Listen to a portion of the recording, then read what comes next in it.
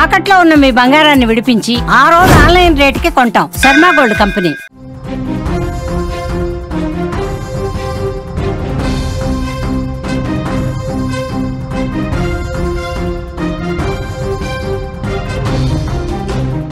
గోదావరికి వరద ప్రవాహం పెరుగుతోంది. భద్రాచలం వద్ద ప్రమాదకర స్థాయిలో గోదావరి పెరుగుతోంది.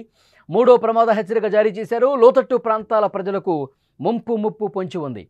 అత్యంత ప్రమాదకర స్థాయిలో గోదావరి వరద కనిపిస్తోంది. పలు ప్రాంతాల్లో రాకపోకలు నిలిపివేశారు. పాత రికార్డులు బ్రేక్ చేస్తూ గోదావరి ప్రవాహం కొనసాగుతోంది. అధికార యంత్రాంగం పూర్తిగా అప్రమత్తమైంది. ప్రతి ఏటా ఇదే విధంగా వరద వస్తుంది, కానీ ఈసారి గోదావరి చూపిస్తున్న ఉగ్రరూపం జనాలను తీవ్ర భయాందోళనలో నెట్టేస్తోంది. తెలంగాణతో పాటు ఎగువన కురుస్తున్న భారీ వర్షాలకు తోడుగా ప్రాజెక్టుల నుంచి వస్తున్న వరద నీరు కలిపి భద్రాచలం వద్ద గోదావరి నది ప్రమాదకర స్థాయిలో ప్రవహిస్తోంది. దీంతో జిల్లా అధికార యంత్రాంగం అప్రమత్తమై ప్రజలను హెచ్చరిస్తోంది. నిన్న ఉదయం కేవలం 42.2 అడుగులుగా ఉన్న గోదావరి నీటి మట్టం 2 గంటల్లోనే 43 అడుగులకు చేరుకోవడంతో మొదటి ప్రమాద హెచ్చరిక జారీ చేసిన పరిస్థితి. కానీ వరద ప్రవాహం అక్కడితో ఆగలేదు. శ్రీరామ్ సాగర్ అలాగే చర్ల తాలిపేరు ప్రాజెక్టుల నుంచి వరద నీరు భారీగా వస్తుండడంతో ప్రవాహం అంతకంతకు పెరుగుతుండడంతో ప్రజలను భయపెడుతున్న పరిస్థితి. నిన్న రాత్రి 11 గంటల సమయానికి నీటి మట్టం 48.3 అడుగులు దాటి రెండవ ప్రమాద హెచ్చరికను జారీ చేయగా, ఈరోజు ఉదయం 7 గంటల సమయానికి నీటి మట్టం 50.6 అడుగులకు చేరుకోవడంతో మూడో ప్రమాద హెచ్చరిక కూడా జారీ చేశారు. ప్రస్తుతం సుమారు 12,91,256 క్యూసెక్కుల నీరు దిగువకు వెళుతున్నట్టు అధికారులు తెలిపారు. వరద ఉధృతి పెరిగే కొద్దీ భద్రాచలం పట్టణంతో పాటు పరిసర ప్రాంత ప్రజలకు కూడా ముప్పు పొంచి ఉంది.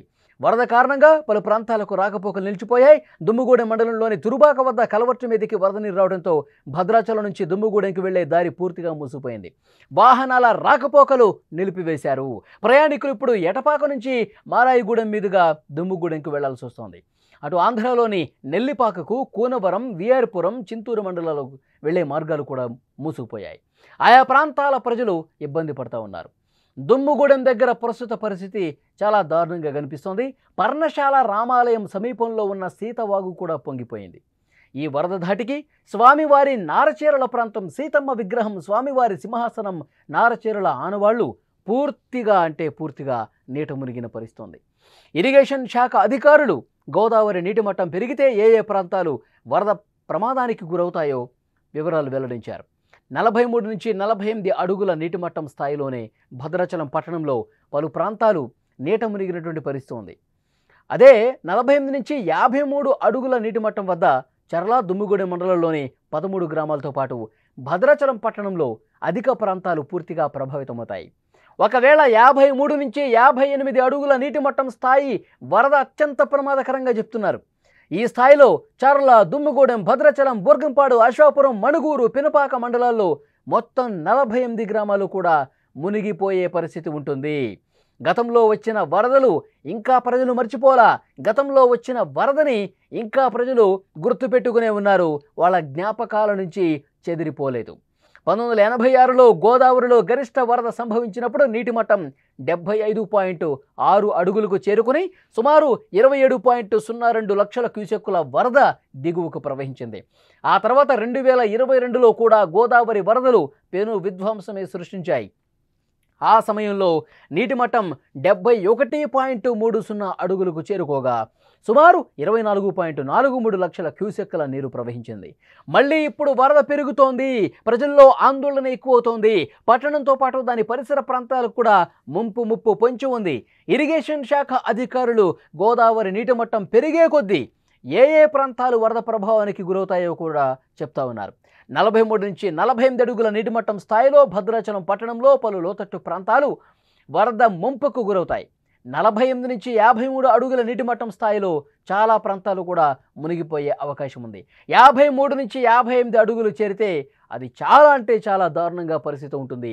కాబట్టి ప్రజలందరూ కూడా అప్రమత్తంగా ఉండాలని చెప్పి, ఎక్కడైనా ముంపుకు గురే లోతట్టు ప్రాంతాలు ఉంటే వెంటనే వాళ్ళని సురక్షిత ప్రాంతాలకు తరలిస్తున్న పరిస్థితి.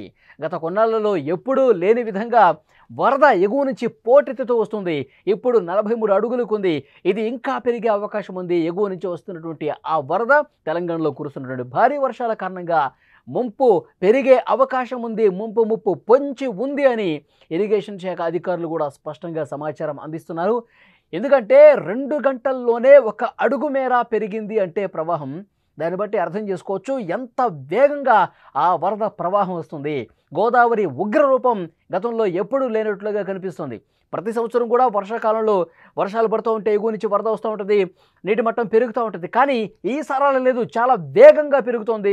ఒక మహోగ్ర రూపం దాలుస్తున్నట్టుగా గోదావరి ఉగ్రరూపం కనిపిస్తోంది. విజువల్స్లో మీరు చూస్తూ ఉన్నారు. గంటకి నీటి మట్టం పెరుగుతూ పూర్తిగా ఒకవైపు పర్ణశాల మునిగిపోయింది.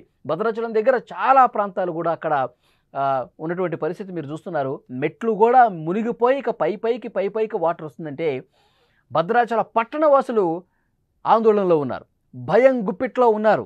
ఈ వరద ఇంకా పోటెత్తితే ఇంకా తెలంగాణకు 2-3 రోజుల పాటు భారీ వర్షాలు ఉన్నాయని చెప్తున్నారు. ఒకవైపు ఎగువ నుంచి కూడా విపరీతంగా ఆ వరద ఫ్లోటింగ్ అనేది వస్తుంది. ఇది 50 అడుగులకి ఒకవేళ చేరుకుంటే ఈ 1-2 రోజుల్లో పరిస్థితులు చాలా దారుణంగా ఉంటాయి. చాలా మండలాల్లో గ్రామాలు మునిగిపోయే అవకాశం ఉంటుంది ఆ విధంగా వస్తే కనుక. అందుకే వెంటనే అధికారులు కూడా ఆయా ముంపు ప్రాంతాల్లో పర్యటిస్తూ ఉన్నారు. ఎక్కడైనా వాటర్ వస్తుంటే కనుక, ఎక్కడైనా కానీ లోతట్టు ప్రాంతాల వైపు వరద దూసుకొస్తుంటే కనుక అప్రమత్తంగా ఉండి జాగ్రత్తగా ఉండండి. ఏది కనిపించినా సరే వెంటనే అధికారులకు సమాచారం ఇవ్వండి. అధికారులు వెంటనే మీకు సురక్షిత ప్రాంతాలకు తరలించే విధంగా చర్యలు తీసుకుంటారు. అధికారులు మిమ్మల్ని పునరావాస కేంద్రాలకు చర్యలు తీసుకునే అవకాశం ఉంటుంది. ఆ సమాచారం అందించండి అని చెప్పి ఎప్పటికప్పుడు అధికార యంత్రాంగం అప్రమత్తమైన పరిస్థితి. ఇప్పటికిప్పుడు ఉన్నటువంటి పరిస్థితి మీరు చూస్తూ ఉన్నారు. గోదావరి నీటి మట్టం అంతకంతకు పెరుగుతూనే పోతుంది. 43 అడుగుల దగ్గర ఉంది. 48కి చేరుకుంటే, 50కి చేరుకుంటే మాత్రం పరిస్థితి కంట్రోల్లో ఉండదు. వెంటనే అధికారులు తీసుకోవాల్సిన చర్యలు తీసుకున్నారు. ఇప్పటికే అప్రమత్తత ప్రకటించిన పరిస్థితి కనిపిస్తోంది.